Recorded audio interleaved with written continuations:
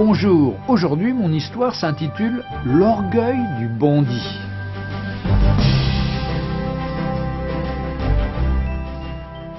En Amérique du Sud, dans un certain pays, il y avait un homme qui s'était enrichi grâce au trafic de la drogue.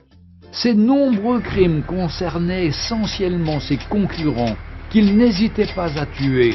Mais à chaque fois qu'il comparaissait au tribunal, il était toujours innocenté. Son secret? Il avait un très bon avocat. Ce dernier était capable de convaincre n'importe quel jury de l'innocence de son client, quel que soit le crime dont il était accusé. Après chaque procès remporté, l'avocat exhortait son client d'abandonner ses crimes et de changer. Ce dernier rétorquait « Je te paie pour me défendre, pas pour me conseiller ». Un jour, il fit tuer un homme qui courtisait sa femme. La punition pour ce crime était la réclusion à perpétuité ou la condamnation à mort.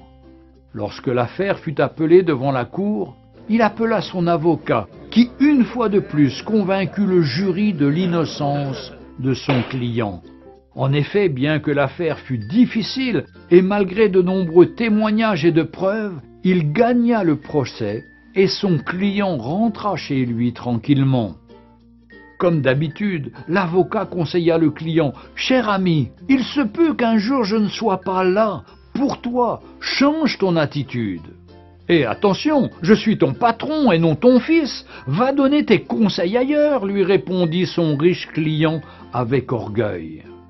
Un jour, il récidiva en tuant un pasteur qui militait contre le trafic des drogues.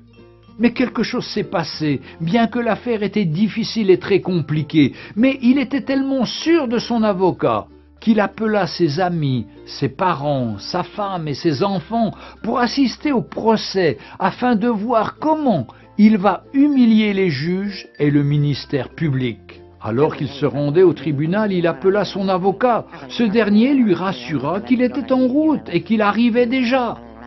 La salle était pleine à craquer et on attendait l'entrée du juge pour le début du procès. Et lorsque l'huissier fit lever l'assistance pour l'entrée du juge président, le trafiquant de drogue fut glacé de constater que c'est son avocat qui est sur le siège du jugement en tant que juge président de la cour. Il n'était plus un avocat, mais un juge. Lorsqu'on annonça l'ouverture du procès, le juge leva la tête et dit « Hier j'étais votre avocat, donc je me suis battu pour vous, même lorsque vous étiez coupable. Mais aujourd'hui, je suis un juge et mon jugement doit être équitable. » Les larmes aux yeux, l'homme riche supplia le juge, mais celui-ci lui répondit « Tu as eu ta chance lorsque je te donnais des conseils, mais tu ne m'as jamais écouté et tu n'as jamais changé de vie.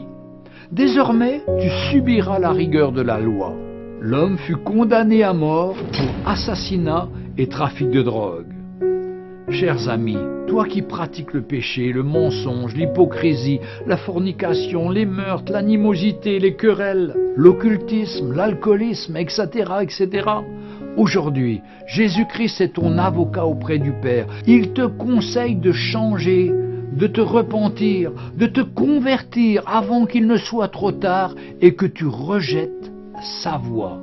Mais un jour, il reviendra comme un juge et rendra à chacun selon ses œuvres. Il te dira « Hier j'étais ton sauveur, mais maintenant je suis ton juge. » Aujourd'hui, Jésus-Christ est notre avocat et rédempteur, mais le jour viendra où il jugera chacun équitablement. Jésus-Christ revient bientôt. Retrouvez Un jour une histoire sur www.365histoire.com.